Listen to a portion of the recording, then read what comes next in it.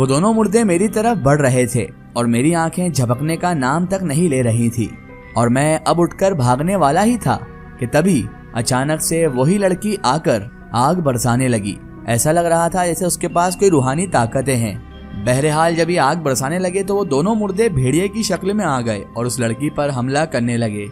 मैं अब घेरे से उठकर बाहर उस लड़की को बचाने आने लगा तो उस लड़की ने मुझे मना कर दिया। आंखों के इशारे से उसने मुझे मना कर दिया कि तुम वहीं रहो, यहाँ आने की कोई जरूरत नहीं है। और उसके बाद अचानक उस लड़की ने शेर का रूप धारण कर लिया, शेर की शक्ल इख्तियार कर ली और उनसे फिर वो लड़ने लगी। जैसे ही उस मुर्दा मर्द और औरत ने, जो कि अब भेड़िया बन चुके थे, उसने इन शेर जैसी लड़की को देखा तो वो अंधेरे में कहीं गुम हो गए, अंधेरे में अचानक से कहीं पर गायब हो गए। मैं अब बहुत ज्यादा घबरा चुका था क्योंकि वो सब के सब वहां से गायब हो चुके थे और मैं उस घेरे के अंदर अभी भी बैठा हुआ था। मैंने जल्दी से अपना अमल पूरा किया, फटाफट जो मुझे अमल करना था वो पूरा किया और उसके बाद मैं अपने घर की तरफ भागा। मैं अपने घर की तरफ भाग रहा था तो मैंने देखा कि सड़क के ठीक सामने कोई जा रहा है। मैं अब भागते भागते आहिस्ता हो गया और चलने लगा। मैंने सोचा कि अब खैर ही हो, ये कोई बला या मुसीबत ना निकल जाए, वरना मुझे यहाँ पर बचाने वाला कोई भी नहीं है। बहरहाल मैं चलते चलते उसके पास पहुंच गया। मैंने उसके पास जाकर उसे सलाम किया लेकिन उसने कोई भी जवाब ना दिया।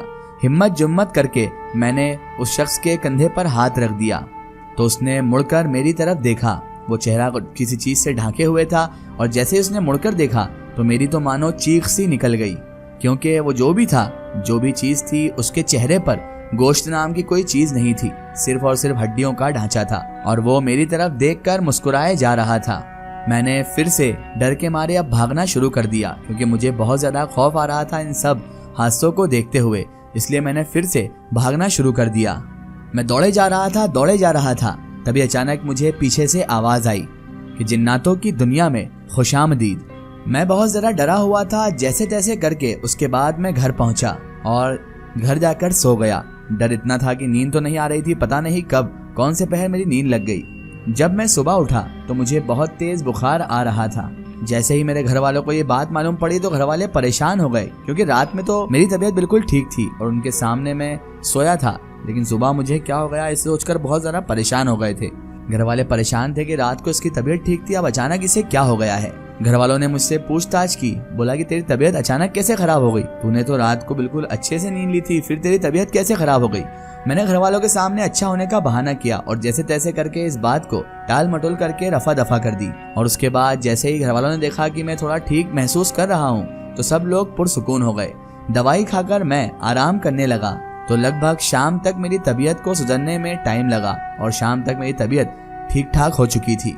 फिर जैसे ही उस रात घर वाले सोने लगे तो मैं अपने घर से बाहर निकला, लेकिन अब मुझ पर एक अजीब सा खौफ, अजीब सा डर तारी हो चुका था। एक अजीब से डर ने मुझे चारों तरफ से घेर रखा था। ऐसा लग रहा था कि मैं बहुत ज्यादा परेशानी में हूँ। उसके बाद जैसे जैसे हिम्मत करके मुझे आज भी अमल करने जाना था तो मैं जैसे तैसे करके कब्रिस्तान पहुंचा। कदम आगे बढ़ाने को मेरा दिल बिल्कुल भी नहीं कर रहा था, लेकिन अमल भी करना जरूरी था। अपना जिन्नात को काबू में करने का शौक मुझे बार बार दावत दे रहा था कि ये काम मैं कर सकता हूँ, ये काम मैं कर सकता हूँ, और इसी वजह से मैं आगे बढ़ता चला गया। कल वाली ही अपनी जगह पर मैंने फिर से डेरा बना लिया, एक घेरा, एक हिसार खींचा और उसके अंदर फिर से मैं अमल करने के लिए बैठने लगा। अमल करने बैठ तो गया था मैं, लेकिन मेरे ऊपर एक अजीब सा खौफ अब भी तारी था। मुझे ऐसा लग रहा था कि कल जो घटनाएं हुई हैं शायद उससे आज और बुरा हो सकता है। बहरहाल मेरा अमल खत्म होने वाला ही था, बस थोड़ा ही टाइम और बचा था अमल का कि तभी मुझे अचानक किसी के बातें करने की आवाजें सुनाई देने लगी। ऐसा लग रहा था जैसे कोई मेरे कान के पास ही बातें कर रहा है। उसके बाद मुझे आंख खोलना पड़ी क्योंकि मुझे उनकी बातों की आवाज साफ सुनाई दे रही थी। जैसे ही आंख खोलकर मैंने सामने देखा तो दो मुर्दे बगैर कफन के सामने ही बात कर रहे थे और उनके पास एक बच्चा था, जिस बच्चे को पकड़कर वो दोनों मुर्दे कहीं ले जा रहे थे। जब वो बच्चे को ले जाने लगे तो उस बच्चे का वो मेरी जानिब जैसे ही घूमा तो मैं ये देखकर हैरान रह गया, परेशान हो गया कि ये तो मेरा छोटा भाई है जिसे वो दोनों मुर्दे पकड़कर लेकर जा रहे हैं। उन दोनों मुर्दों ने मेरे भाई को जमीन पर लिटा दिया। मेरी आंखों के सामने ये सब हो रहा था। मुझे ऐसा लग रहा था जैसे ये कोई सपना है, लेकिन ये एक कड़वी हकीकत थी और मेरी आंखों के सामने ये सब हो रहा था। उन्होंने उसे मेरे सामने ही जमीन पर लिटा दिया और अपने खतरनाक नुकीले नाखून उसकी गर्दन में गाड़ने लगे और दांत उसकी गर्दन में गाड़कर उसका खून पीने लगे। मुझे अब बहुत ज्यादा तकलीफ हो रही थी और मुझे बहुत ज्यादा गुस्सा भी अब आने लगा था। और मुझे इतना गुस्सा आ रहा था, लेकिन मैं कुछ भी नहीं कर पा रहा था। और अब मैं अपने भाई को इस हालत में देखकर रोने लग गया था।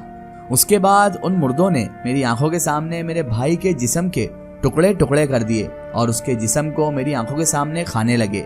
ऐसा लग रहा था जैसे कोई मेरे दिल को अंदर से नोच रहा हो, उस पर खंजर चला रहा हो। ऐसी तकलीफ कि मैं आपको बयान भी नहीं कर सकता। उन्होंने जब मेरे भाई को पूरी तरह से खा लिया, उसके बाद वो मेरी तरफ मुखातिब होकर कहने लगे, अगर तुमने ये अमल छोड़ा, गलती से भी तुमने अमल छोड़ने की कोशिश की, तो हम एक एक करके तुम्हारे पूरे घर वालों को इसी तरह मार देंगे और उन्हें भी खा जाएंगे।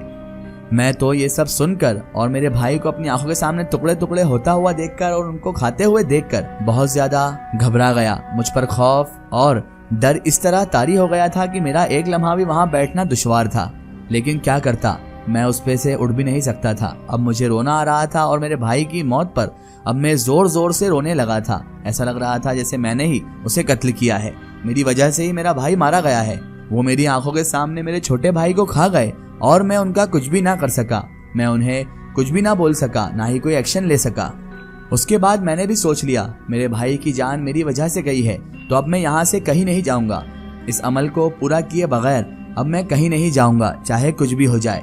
मैं दिल ही दिल में सोचने लगा कि ये तो मेरी आंखों का धोखा भी हो सकता है और ये मुर्दे मुझे इस अमल से रोकना चाहते हैं शायद, या फिर ये चाहते हैं कि मैं उठकर इस घेरे से बाहर चला जाऊं और ये मुझे अपनी भूख का निशाना बना ले। फिर उन मुर्दों ने मुझे गौर से देखा और मुझे घूर कर कहने लगे, अगर तूने अमल बंद ना किया तो हम तेरे घर वालों को तेरी आंखों के सामने खा जाएंगे। तेरे एक एक घर वालों को यहाँ लाकर मारेंगे और उन्हें चबा जाएंगे और तू कुछ भी नहीं कर पाएगा। तेरी भलाई इसी में है कि तू इस अमल को बंद कर दे और यहाँ से अभी उठ जा और बाहर चला जा, वरना तेरा एक भी घर वाला जिंदा नहीं बच पाएगा। मुझ पर खौफ तो तारी हुआ। एक लम्हे के लिए मेरा भी दिल चाहा कि मैं उठकर यहाँ से भाग जाऊं, घर वालों को बचा लूं, लेकिन मैंने फिर हिम्मत की। मैंने सोचा ये सब छलावा भी हो सकता है, ये सब सिर्फ और सिर्फ मेरा वहम या मेरी आंखों का धोखा भी हो सकता है इन्होंने कुछ तंत्र मंत्र करके मुझे बहकाना चाहा है। इसलिए मैंने आंखें बंद की और अपने अमल को फिर से करने में मसरूफ हो गया। मैंने उसके बाद उनकी बातें सारी नजरअंदाज कर दी। वो बहुत बोल रहे थे, बड़बड़ा रहे थे, लेकिन मैंने कुछ ना सुना। उसके बाद जैसे ही मैं थोड़ी देर अमल करता हूँ, उसके बाद बहुत गंदी बदबू मुझे आने लगी। ऐसा लग रहा था जैसे कोई मुर्दा मेरे आसपास ही पड़ा हुआ है, जैसे कोई कई सालों से मरा पड़ा हुआ है और उसकी बदबू मेरे नाक में मुझे महसूस हो रही थी। उसके बाद जैसे ही मैंने अपनी आंखें खोली तो मेरे सामने एक ऐसा मंजर पेश आया जिसको आज भी अगर मैं सोचता हूँ तो मैं कांप जाता हूँ।